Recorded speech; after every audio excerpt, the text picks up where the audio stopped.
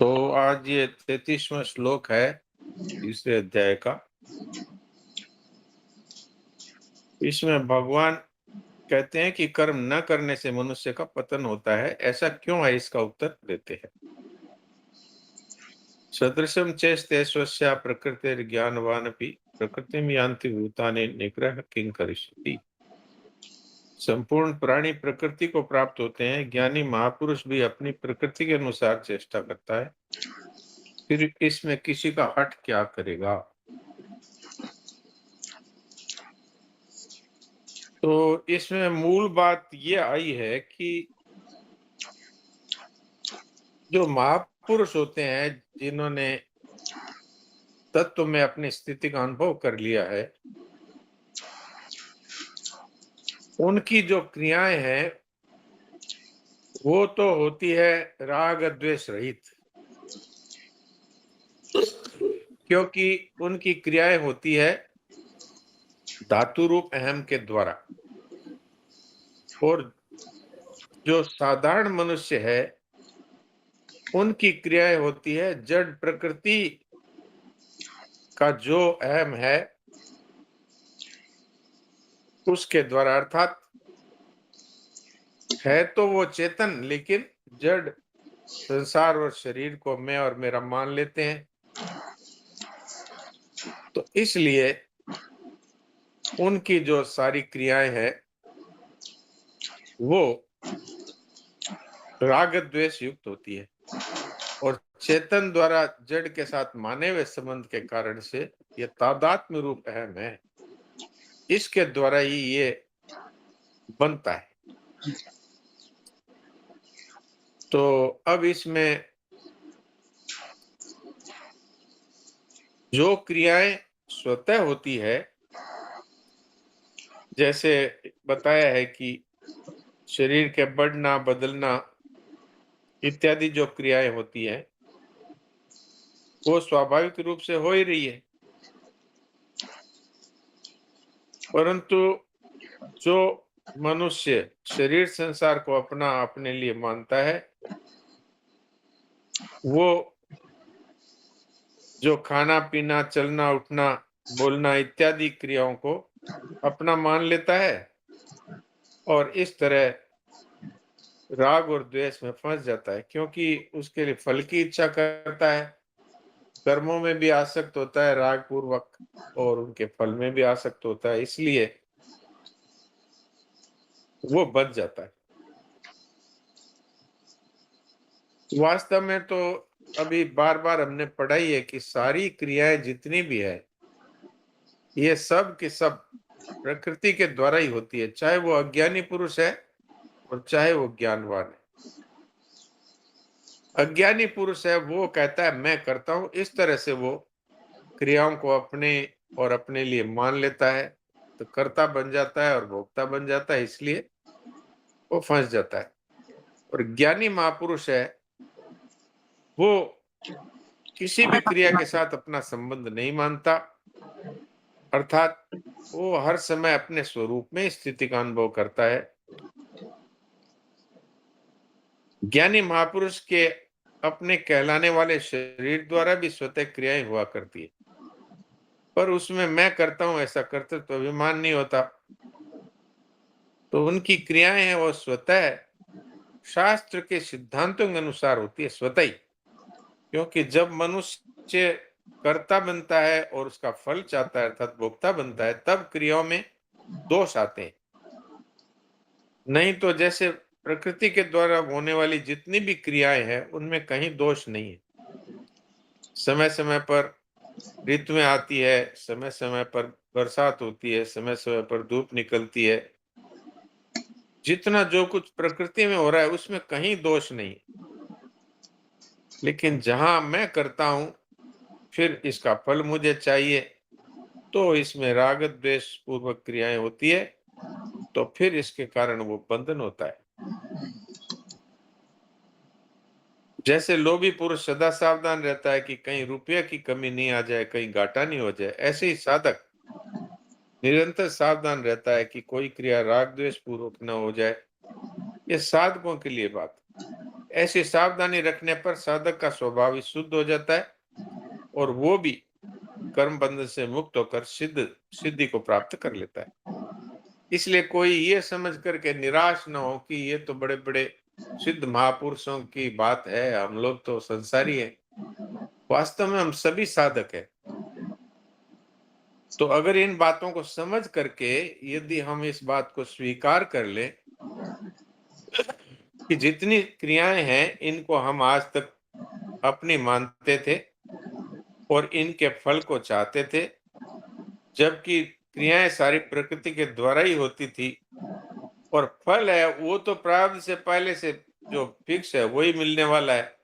तो फल की चाहना रखना तो एक मूर्खता ही हुई और जो क्रिया के हम करता ही नहीं है उसका फल चाहना भी तो मूर्खता ही हुई। अगर इस तरह से साधक भी इस विषय में गंभीरता से विचार कर ले अथवा भगवान ने जो गीता में कही उन बातों को मान ले कि भाई सारी की सारी क्रियाएं प्रकृति के द्वारा हो रही है और इनमें हमारा वास्तव में कोई संबंध नहीं है। ये होगा तभी कि जब हम इनको प्रकृति के द्वारा होने वाली मानेंगे, अर्थात फिर किसी प्रकार के फल की इच्छा नहीं करेंगे। तो कर्तृत्व का त्याग हो गया कि हम नहीं करते, प्रकृति से हो रही है और फिर मैं कुछ नहीं चाहता, क्यों? जब मैंने कुछ किया ही नहीं तो मुझे चाहना भी नहीं है और दूसरा है कि चाहने से कुछ मिलता भी नहीं है। इस दृष्टि से कर्तृत्व और भोक्तृत्व का अभाव होने पर स्वतः ही ये सारी की सारी क्रियाएं शुद्ध होती है। सिद्धांत ये है कि जो शास्त्र और भगवान के आज्ञानुसार हो वही वास्तव में सिद्धांत है। तो जितनी भी ज्ञानी महापुरुषों के द्वारा क्रियाएं होती है वो स्वतः ही शास्त्रों के अनुसार ही होती है, क्योंकि वहां अहम नहीं है। तादात्म्य रूप अहम रहने से ही क्रियाओं में कर्तृत्व और भोक्तृत्व ये रह जाता है और इसी से राग द्वेष होते हैं, तभी कर्म अशुद्ध होते हैं। तो यहाँ पर मूल बात जो बद्री भाई जी ने भी कही थी कि भाई ये हम लोगों को समझना चाहिए, वो ये बात है वास्तव में समस्त प्राणियों की सब क्रियाएं धातु रूप अहम से होती है, परंतु जड़ शरीर को मैं और मेरा मानने वाला अज्ञानी पुरुष उन क्रियाओं को अपनी तथा अपने लिए मान लेता है और बन जाता है। तो ये दोनों अहम को अच्छी तरह समझ लेना चाहिए। अहम दो प्रकार का है, चेतन अर्थात हम स्वयं जब जड़ के साथ अपना संबंध मान लेते हैं तो ये तादात्म्य रूप अहम हो जाता है। ये नाम वाला मैं हूं और ये रूप वाला मैं हूं, ये जाति वाला मैं हूं। इस तरह जड़ता के साथ संबंध मानने से इसको कहते हैं तादात्म्य रूप अहम और यही वास्तव में राग द्वेष उत्पन्न करता है और यही मनुष्य को बांधता है। और जड़ प्रकृति का धातु रूप अहम है वो तो वैसे ही है जैसे पृथ्वी है, जल है, अग्नि है, वायु है, ऐसे ही वो अपरा प्रकृति है। भूमिरापो नलो वायु खम मनो बुद्धि रे बचा, इसमें मन बुद्धि और अहंकार ये सब के सब वैसे ही है जैसे पत्थर का ढेला है पृथ्वी का, ऐसे ही उसी जाति का अहम है। वो धातु रूप अहम है, वो सिर्फ निर्वाह मात्र की जो क्रियाएं शरीर के लिए आवश्यक है प्रकृति के द्वारा ही वो सारी क्रियाएं स्वतः होती है। जैसे पेड़ पौधों में क्रियाएं होती है उसमें करने वाला कोई भी नहीं है, जमीन से जल खींचा जाता है और फिर उसके द्वारा पेड़ बढ़ता है और उसमें पत्ते आते हैं, फूल आते हैं, फल आते हैं, ये सब अपने आप ही होते हैं। वहां पर ये भाव नहीं होता ये मैं कर रहा हूं। ऐसे हमारे शरीर में खून बहता है, भोजन पचता है, श्वास आता जाता है, आंखें झपकती है, ये जितनी क्रियाएं सब प्रकृति के द्वारा स्वतः ही हो रही है। तो जिस तरह से ये क्रियाएं प्रकृति के द्वारा हो रही है, इसी तरह जो हम अपनी अपनी समझ करके जिन क्रियाओं को मानते हैं, मैं जाता हूं, मैं आता हूं, मैं खाता हूं, मैं पीता हूं, मैं सोता हूं, मैं जगता हूँ। ये सारी की सारी क्रियाएँ भी उसी प्रकृति की शक्ति से ही हो रही है। तो अब क्या ज्ञानी पुरुष कैसे क्रिया करते हैं? तो ज्ञानी पुरुष है, उनमें अंतःकरण में राग द्वेष होता नहीं और उनमें तादात्म्य रूप अहम रहता नहीं। तो उनकी सारी क्रियाएँ हैं, वो प्रकृति के द्वारा तो होती है, पर उनका जिस वर्ण आश्रम में उनका रहना होता है, तो शास्त्रों के अनुसार स्वतः ही उनकी क्रियाएँ होती है। महाराज जी ने उदाहरण दिया, जैसे कोई ज्ञानी महापुरुष अंग्रेजी नहीं जानता और उसे अंग्रेजी बोलने के लिए कहा जाए तो बोल नहीं सकेगा। जिस भाषा को जानता है उसी में बोलेगा। तो इस तरह से उनकी जो क्रियाएँ हैं वो स्वतः ही उनके वर्णाश्रम के अनुसार अथवा उस समय की प्राप्त परिस्थिति के अनुसार होगी। पर उसमें मैं करता हूँ अथवा मुझे इसके बदले में कुछ चाहिए, इस तरह का भाव उनमें रह ही नहीं सकता, क्योंकि वहाँ पर तादात्म्य रूप अहम है ही नहीं।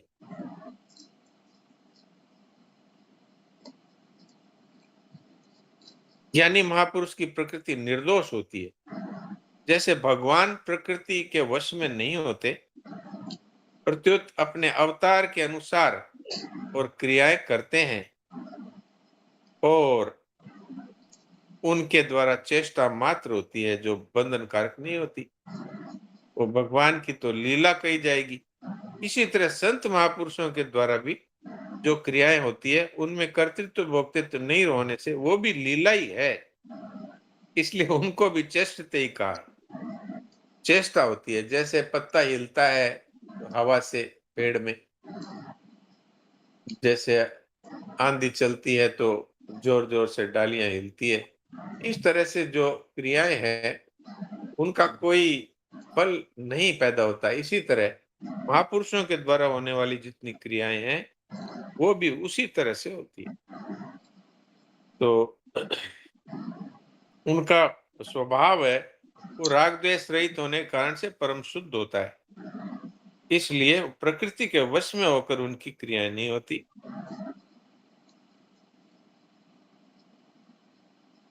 अब इसमें कोई बातचीत हो तो अपने आपस में बातचीत कर सकते हैं।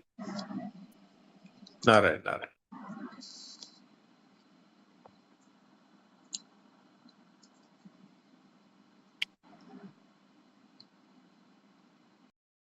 डॉक्टर साहब प्रणाम। प्रणाम। जी नारायण नारायण। डॉक्टर साहब मेन बात नारायण। तादात्म्य जो करके रखा है बस वही है, दोनों में डिफरेंस हम आम आदमी में हाँ और महात्मा में। बिल्कुल। पूरी चर्चा में एक ये मुख्य बात ध्यान में आई डॉक्टर साहब। हाँ यही बात मुख्य है। जी प्रणाम। प्रणाम।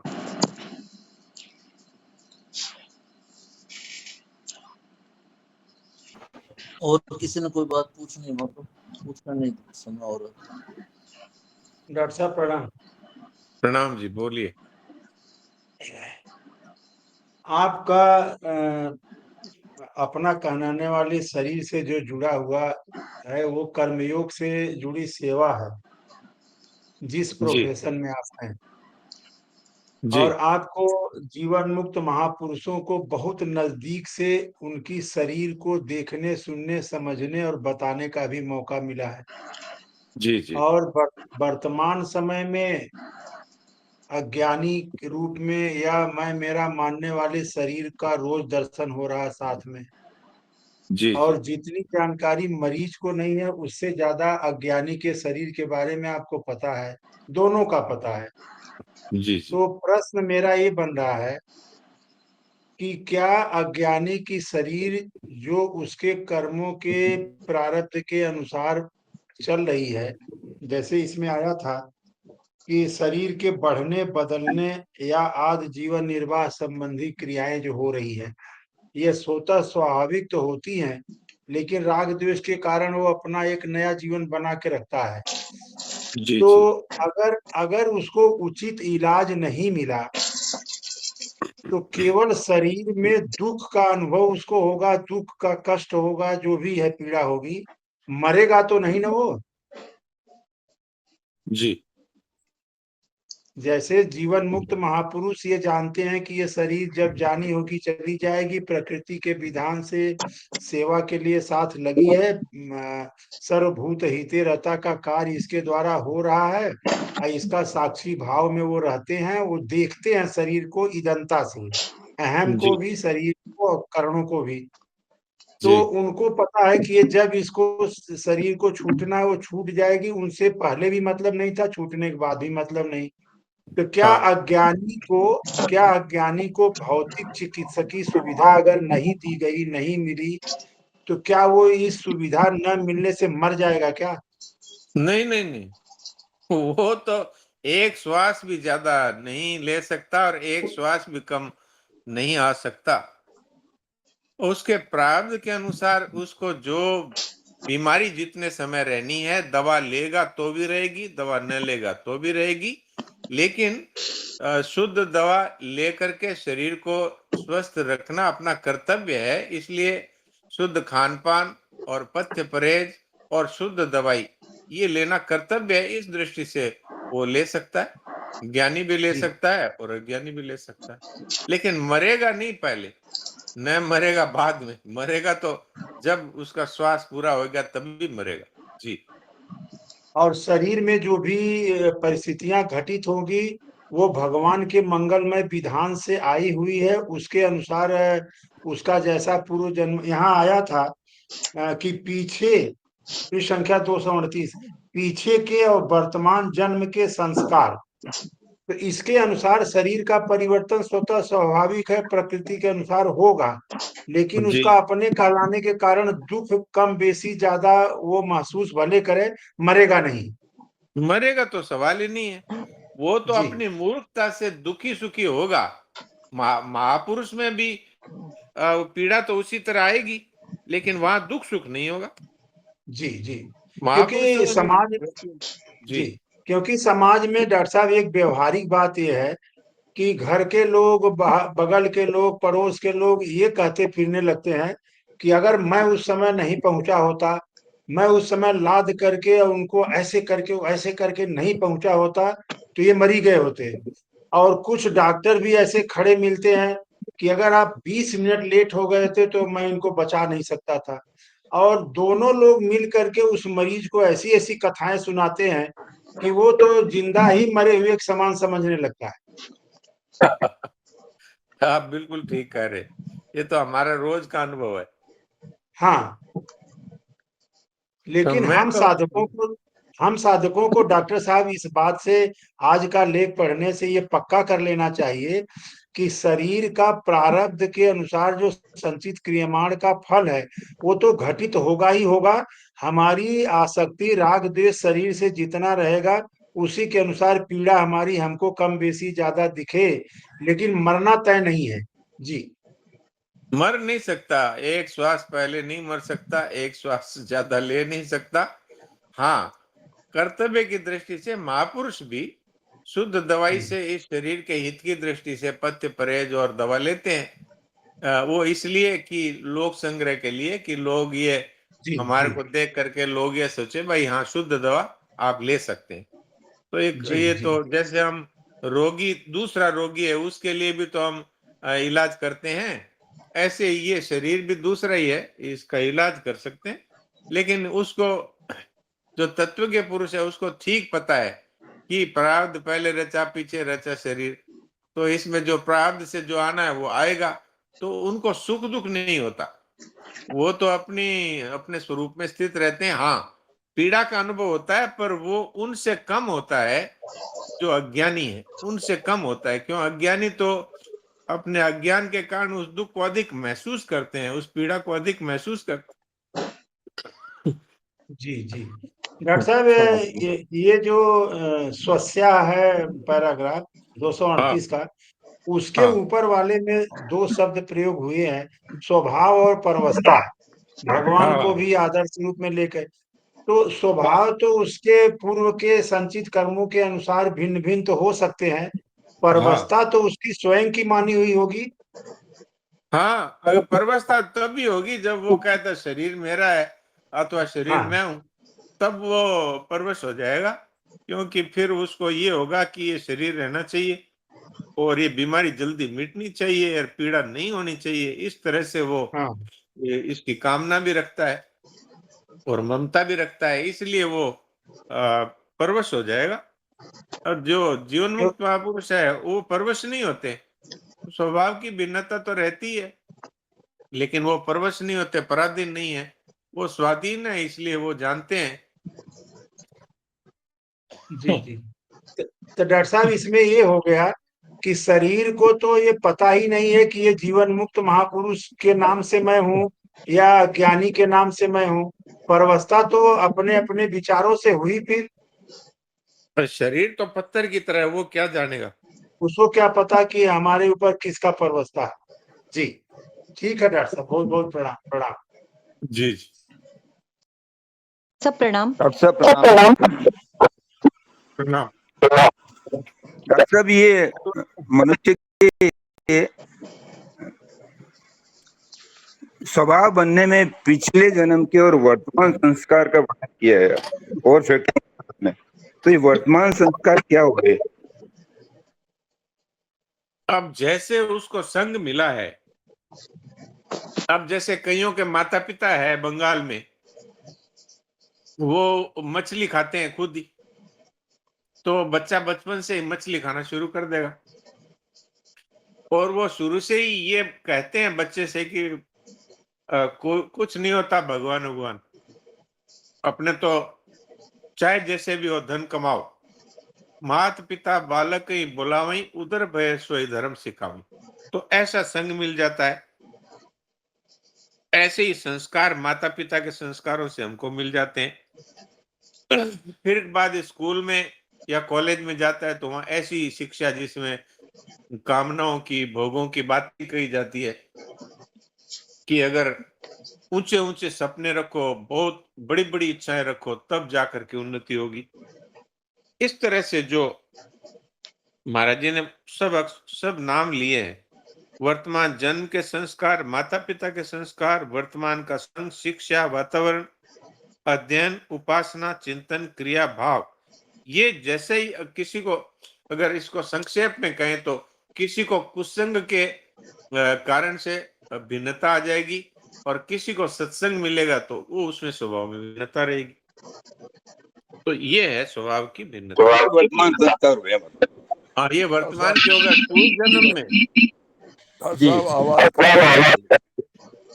अजय मदन लाल जी, आप न बंद करो ना, ये आवाज इसलिए इको होती है कि नटवर जी का कोई विस्फोटक मोबाइल है, तो उसको खुला रखते हैं तो ये आवाज इको होती है। तो अब ये बंद कर लेते हैं, ये समझ गए इस बात को। तो जब ये प्रश्न करते हैं तब अपना खोल लेते हैं और जब उत्तर सुनते हैं तो बंद कर लेते हैं, तो फिर ये आवाज ठीक आती है। तो मैं ये डॉक्टर कह साहब, रहा था कि हाँ जी। हाँ आप बताएं, वही मैं कहने जा रहा था कि जो प्रसंग आप कह रहे थे भी रुका है। जी मैं पूर्व जन्म की बात कर रहा था, अभी वर्तमान की तो कह दी। पूर्व जन्म में जैसा उसने स्वभाव बनाया है अपने पूर्व मनुष्य जन्म में, तो अगर कुत्ता भी बन जाएगा ना तो उसी स्वभाव के अनुसार वो, कई कुत्ते आपने देखे होंगे, रात के समय आप निकल जाते हैं पास से, वो अपना मुंह है वो टांगों में दिए हुए चुपचाप सोए रहते हैं। कुछ कुत्ते ऐसे हैं जो भौंकने लगते हैं, गुस्सा करने लगते हैं, और कुछ कुत्ते ऐसे हैं जो चुपचाप आके पीछे से टांग पकड़ लेते हैं। तो वो स्वभाव पूर्व जन्म का जो था, वही स्वभाव इस जन्म में उसको मिल जाएगा, पूर्व के मनुष्य जन्म के। अब और जन्मों में तो न तो स्वभाव सुधारने की स्वतंत्रता है, न बिगाड़ने की स्वतंत्रता है, वो तो जैसा है वैसे ही रहेगा। लेकिन मनुष्य जन्म में जैसे उसने स्वभाव बनाया है, गुस्से का, लड़ाई का, अथवा शांत रहने का, अथवा साधन में आगे बढ़ा है, वही संस्कार उसको अगले जन्म में भी मिलेंगे। इसलिए हम लोग कहते हैं ना, 4 बेटे हैं, 4 बेटों में माँ बाप जानते हैं कि ये बहुत गुस्से वाला है, ये शांत है, ये चीज को उठा के बिना पूछे ही खा लेगा। तो वो स्वभाव अलग अलग कैसे हुआ कि पूर्व जन्म में जैसा उन्होंने अपना स्वभाव बनाया है, वही इस जन्म में उनको जैसा है वैसे ही मिल गया। जी। तो इसलिए डॉक्टर साहब महापुरुष इसमें कहते हैं, हाँ जी, जी इसलिए हाँ मैं महापुरुष ये ये कहते हैं हाँ, आप कि बोले आप मनुष्य बोले जीवन में आकर के स्वभाव सुधारना, यही हमारी विशेषता होनी चाहिए। महापुरुषों में हमें क्या फर्क है? उनका स्वभाव अत्यंत निर्मल है, शुद्ध है, और हमारा स्वभाव हमने बिगाड़ रखा है। तो स्वभाव सुधार लेंगे तो परमात्मा के नजदीक पहुंच जाएंगे। जी, अब आप बोलिए। हाँ मैं डॉक्टर साहब ये कह रहा था कि जो ये लिखा है पीछे के और वर्तमान जन्म के, जिसको अभी नटवर हाँ, भाई जी ने पूछा था, हाँ, तो पीछे के मतलब कि जब हम मनुष्य थे और हाँ, उस समय हमने जो भी क्रियमाण कर्म किए थे, हाँ उसमें जी, कुछ तो तत्कालिक घटित हो जाता है, कुछ बच जाता है। तो हाँ जी, बचा वाला संचित कर्म हो जाता है। तो हाँ जी, पिछले मनुष्य जन्म के जो संचित कर्म हैं वो प्रारब्ध के संस्कार रूप में आए हुए ये पीछे वाले हो गए। और जो इस शरीर से वर्तमान क्रियमाण कर्म करते हैं ये वर्तमान हो गया है, यही बात है ना? इसमें थोड़ा सा सुधार ये करना है कि हाँ। प्रारब्ध है वो किसी से कर्म नए करवाता नहीं। अच्छा। प्रारब्ध किसी का स्वभाव सुधारता अथवा बिगाड़ता नहीं। प्रारब्ध तो सिर्फ परिस्थिति पैदा करता है, अच्छा, घटना अच्छी घटित हो अथवा जाएगी। बुरी। लेकिन जी जी जी। ये इस समय में जो हम कर्म कर रहे हैं, वो हमारे पुराने जन्मों में जो आदत बनी हुई थी, किसी की हिंसा की आदत थी, वो इस जन्म में सुधार सकता है अच्छे संग के द्वारा। लेकिन अगर वो कुसंग में पड़ जाता है तो स्वभाव को बिगाड़ भी सकता है। ये है, प्रारब्ध तो सिर्फ परिस्थिति पैदा कर सकता है। रोग आ जाएगा, कोई विपत्ति आ जाएगी, कोई अपमान हो जाएगा, बस इतना ही कर सकता है। वो नए कर्म करवाने की ताकत उसमें नहीं है। जी। और स्वभाव केवल मनुष्य शरीर में ही सुधर सकता है, किसी अन्य योनि में नहीं। हाँ, वो तो अन्य योगी में तो नया अधिकार है, नया उसमें योग्यता है। न सुविधा है जी, बिल्कुल जी, जी, जी, बहुत बहुत धन्यवाद, प्रणाम डॉक्टर साहब, प्रणाम। जी, जी। हाँ जी, नारायण नारायण। प्रीति अग्रवाल जी पूछो पहले। प्रीति अग्रवाल जी क्या पूछ रहे थे? हाँ जी डॉक्टर साहब, मुझे हरिओम भैया ने जो डिस्कशन किया उसके संदर्भ में एक बात पूछना है, क्योंकि जब अपनी हाँ, चर्चा चली तो मैंने बहुत ध्यान से सुना कि तादात्म्य किया है तो सब हो रहा है।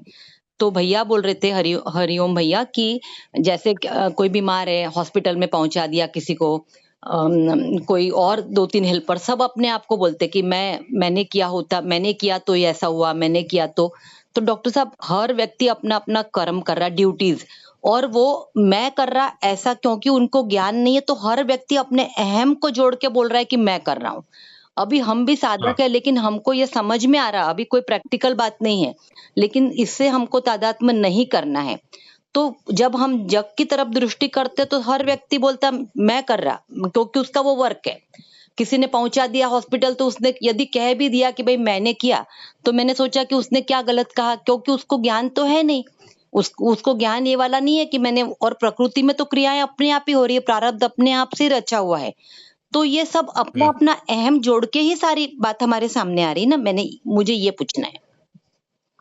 हाँ, आप ठीक कह रहे हैं, लेकिन जो ये कहता है मैंने पहुंचाया, और ये वो लोगों में 4 लोगों में कहता है देखो मैंने इसकी इतनी सहायता करी, और अपने आप को अभिमानी मानता है, तो उसको क्या होगा यदि 4 आदमी में से कोई एक कह देगा कि तेने कौन सा बड़ा काम कर दिया, और ये तेरे से बड़ा तो इसने किया, तेरे से बड़ा तो मैंने किया, तो उसको अपमान महसूस होगा। तो वो जो कर्तृत्व लेकर के चला है, उसको अपमान और मान का दुख सुख भोगना पड़ेगा। अब वो तो आप जानते हो कि उसने किया तो है अपने अहम के साथ ही, लेकिन उसके कारण से वो राग द्वेष में फंस जाएगा। और जो साधक है अथवा तत्व के महापुरुष है, वो भी उस कार्य को करेगा, लेकिन वो ये समझता है कि सारे प्रकृति की शक्ति के द्वारा ही सारा कार्य हो रहा है, अभी जो प्रसंग चल रहा है उसमें। और भक्ति योग की दृष्टि से वो सोचता है कि भगवान की शक्ति से, भगवान की प्रेरणा से ही हो रहा है। तो इसलिए उसमें फिर अगर कोई उसका अपमान कर देगा, अथवा कोई मान करेगा तो उसको कोई फर्क नहीं पड़ेगा, ये फर्क रहेगा। जी। तो उसमें सपोज कोई उसका मान अपमान करेगा तो उसको कोई फर्क नहीं पड़ेगा, तो उसके कोई नए कर्म से कोई उसका लेना देना नहीं। और ये जो अहम हाँ। के साथ जुड़ के जो भी बोल रहे हैं तो उसको मान अपमान भी सहन करना पड़ेगा और उसकी भी प्रतिक्रिया हाँ। रिटर्न होगी। सपोज किसी ने उसका अपमान कर दिया, फिर वो वापस से उसको कुछ हाँ। बोलेगा, तो ये नए कर्म बंधन हाँ। के जाल चालू हो गए फिर से। बिल्कुल, बिल्कुल। ये तो राग द्वेष के कारण से यही दशा होती है। बड़े-बड़े कार्य करने वाले होते हैं, अब उनको किसी ने देखा नहीं, तो वो पहले तो मित्रों में कहते हैं कि मैंने ऐसा-ऐसा आज एक गरीब आदमी को अस्पताल पहुँचाया, इतना खर्चा किया, उस पे ये किया। और फिर अगर इससे भी मन नहीं भरता तो अखबारों में निकलवा देता है कि मैंने इस तरह से किया। तो ये क्या है? ये है मान की इच्छा। तो इसमें क्या है, अगर दूसरा उसके अगेंस्ट में बोलेगा तो उसको अपमान महसूस होगा, तो आपने ठीक ही कहा, वो राग द्वेष में फंस जाएगा, नहीं तो अभिमान में फंसेगा, मैं इतना बड़ा परोपकारी हूँ। तो ये इनसे हमको साधकों को बचना है। और अगर हमको तत्व के महापुरुष की का अनुसरण करके और उनके जैसा अगर जीवन को बनाना है, तो फिर इन सब बातों पर हमको ये अच्छी तरह से सोच लेना है कि सब कुछ हो रहा है, वो प्रकृति के द्वारा ही हो रहा है। इसमें मेरा कोई कर्तृत्व है नहीं, तो भोक्तृत्व भी नहीं रहेगा, फिर इसका फल मुझे मिले ये भी नहीं रहेगा। तो हमारी स्थिति उस ज्ञानी महापुरुष की तरह हो सकती है, अगर हम इस तरह चले, इस रास्ते पे चले तो। जी। डॉक्टर साहब बहुत ही ज्यादा बारीक चीजें हैं और बारीक चीजों में भी कैसे, एक तो आम इंसान जो हम कह रहे हैं देखते हैं जो ज्यादा भगवान की ओर नहीं चले हैं, प्रारब्ध अच्छा है तो अच्छा भोगते हुए दिखाई देते, लेकिन उनकी क्रियाओं में वही राग द्वेष वही कर्म बंधन फिर से दिखाई देता है। एक होते हैं जनरल साधक और एक डॉक्टर साहब जितने भी कर्म मार्ग वगैरह जो बताए जा रहे हैं अभी वो बहुत सूक्ष्म है, इतना आसान नहीं लग रहा मुझे कोई भी चीज। आसान तो बहुत है, लेकिन हम लोगों को इस तरह का जब तक सत्संग नहीं मिलता तब तक हमको ये कठिन लगता है। और साधारण पुरुषों के लिए तो बहुत ही कठिन है, क्योंकि बिनु सत्संग विवेक न होई। विवेक है हमारे पास, लेकिन वो जागृत नहीं होता। तो इसलिए आप देखिए, साधकों में से भी ये स्थिति होती है कि वो इस बातों को गंभीरता से जीवन में नहीं उतारते, सुन लेते हैं, दूसरों को भी सुना देते हैं, लेकिन नहीं उतारते। तो उनको ये कठिन लगता है, नहीं तो ये बहुत सरल है, एकदम इतना सरल है कि भाई संसार से मिली हुई योग्यता, संसार से मिली हुई शक्ति, संसार से मिली हुई जितनी भी वस्तुएं हैं, इनके द्वारा हम संसार को दे रहे हैं, इन्हीं की चीजों इन्हीं को दे रहे हैं। तो इसमें मेरा क्या लेना और क्या देना, अगर इस बात को हम गंभीरता से लें तो ये कठिन नहीं है। लेकिन अगर इसको हम यही मानते रहे कि ये तो कहने सुनने की बात है, तब ये कठिनता लगेगी, नहीं तो नहीं। जी। जी प्रणाम डॉक्टर साहब, बहुत धन्यवाद। नारायण नारायण। प्रणाम। हाँ जी, राधे राधे जी, राधे राधे डॉक्टर साहब। राधे। हाँ बोलिए। हाँ जी, मेरे को एक बात पूछनी थी कि आपने बहुत अच्छे से स्वभाव को एक्सप्लेन किया है। तो जो हमारे साथ ये सूक्ष्म शरीर और कारण शरीर साथ जाते हैं, जिनके हाँ। अकॉर्डिंग हमें दूसरी दूसरी योनियां मिलती हैं, तो ये कारण शरीर में ये स्वभाव ही होता है जो हाँ, हमारे को स्वभाव। आगे उसके हाँ, अकॉर्डिंग लेके जाता है। हाँ, स्वभाव और अच्छा, संस्कार ये कारण शरीर में स्वभाव रहते हैं। ये कारण शरीर में, तो हमें अगर जी। ये सुधार ले हमें, तो आगे की यात्रा हमारी सुगम हो जाएगी। एकदम, फिर आगे की यात्रा होगी क्यों? अगर होगी आप अगर अगर हम लोग इस बात को स्वीकार कर लें कि हाँ ये जी, जितना भी जो कुछ हो रहा है, ये सब भगवान की शक्ति से हो रहा है अथवा प्रकृति के द्वारा हो रहा है, और वास्तव में आप बताइए, आपके पास जितना भी धन है वो आप क्या साथ लाए थे? क्या साथ ले जा पाएंगे? तो संसार से ही नहीं छोड़ कमाया और संसार की सेवा में लगा दिया, और अपना माना नहीं, तो आपको अभिमान भी नहीं होगा और फल की इच्छा भी नहीं होगी। तो ये बंधन से मुक्ति तो अभी अभी हो सकती है, अभी। लेकिन हम हाँ, इसको ये समझते हैं अभी थोड़ी हो सकती है, धीरे धीरे होगी, तो फिर ये धीरे धीरे होगी। जी। और डॉक्टर साहब ये जो सूक्ष्म शरीर है जिसमें अहंकार का पूरा परिवार है, हमारी मन बुद्धि प्राण इंद्रियां ये सारे जो हैं, तो ये भी तो हमारे साथ ट्रैवल करते हैं आगे। ये ट्रेवल तभी करते हैं कि जब हम इनको कहते हैं ये मेरा है शरीर, तभी ट्रेवल करते हैं। शरीर अच्छा जी, अच्छा। जब अगर हम आप ये शरीर को स्वीकार नहीं करें, मानेंगे। हाँ जी, अगर आप स्वीकार करें कि ये स्थूल शरीर को लोग यहाँ जला देते हैं, तो ये मेरा हाँ कैसे जी, हुआ? इसी तरह हाँ जी, सूक्ष्म शरीर है, वो इस प्रकृति का ही अंश है, कारण शरीर भी प्रकृति का ही अंश है, तो तीनों शरीरों से मेरा कोई संबंध नहीं। इस तरह स्वीकार कर लें, तो ये जितने भी अशुद्ध जिनको मानते हैं, मन मेरा बहुत अशुद्ध है, बुद्धि मेरी बहुत अशुद्ध है, वो सब तत्काल ही उनसे हमारा संबंध छूट जाता है। जैसे महाराज जी कहा करते थे कि भाई कोई कपड़ा गंदा है, तो उसको हाँ धो जी, करके फेंकना है या सीधा ही फेंक देना है? हाँ जी, हाँ जी। जब फेंकना ही सीधा है, ही तो सीधा ही उसको फेंक शुद्ध दे। करने की क्या जरूरत है? हाँ सीधा जी, ही मेरा सीधे नहीं है इतना मानते ही वो अशुद्ध अशुद्धि सारी समाप्त हो गई। जी, बस खाली हमें स्वीकार करना है और हमारा सब काम हो गया बस। हमें बिल्कुल, खाली मेरा स्वीकार कुछ करते नहीं चलना। है, मेरा मेरा कुछ कुछ नहीं। नहीं है, इतना स्वीकार करते ही शरीर भी तो फिर मेरा ही था, वो अब मेरा नहीं है।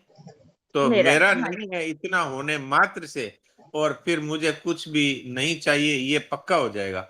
इसके लिए मैंने हाँ, एक बहुत सरल उपाय संतों से सुना है, जो मैंने बताया भी है कि हाँ जैसे जी, अभी-अभी अपना शरीर चला गया, तो हाँ जी, लोग हमारे ही लोग उठा के आंगन में डाल देंगे कि नहीं?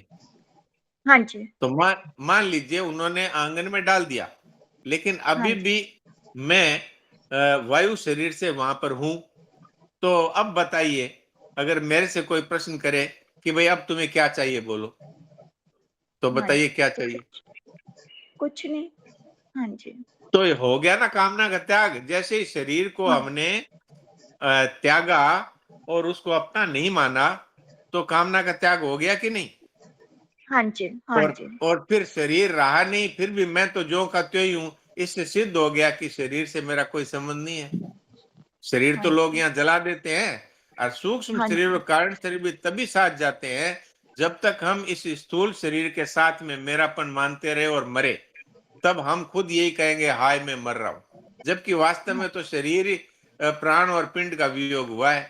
बाकी कोई भी मृत्यु नाम की कोई चीज है नहीं, क्योंकि चेतन तो मरता नहीं। और अगर आप हाँ, मर ही गए होते शरीर के साथ ही, तो फिर कौन स्वर्ग जाता, कौन नरक जाता, किसकी मुक्ति होती, किसकी मोक्ष होती?